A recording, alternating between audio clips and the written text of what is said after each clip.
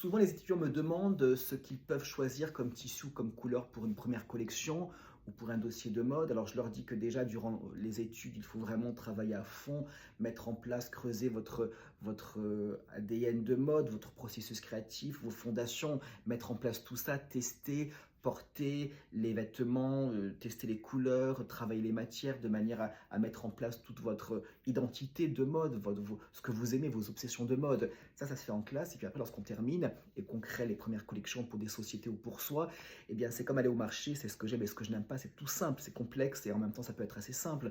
Si vous travaillez pour une autre entreprise, évidemment, il y a un cahier des charges qu'il faudra respecter, c'est entendre son ADN, le voir et faire en sorte que ce que vous allez proposer lui plaît. Mais en même temps, cette entreprise a fait appel à vous, donc elle aime aussi qui vous êtes au niveau créatif. Donc c'est un mélange des deux.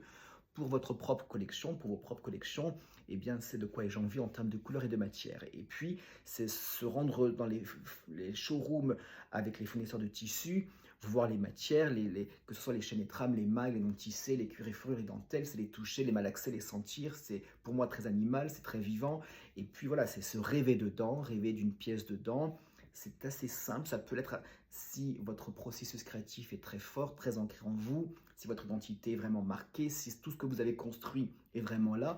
Même pour une première collection, on peut être extrêmement dans une vraie volonté affirmée. Donc on touche les matières, on les sent, on les respire et on s'imagine dedans, on se rêve dedans.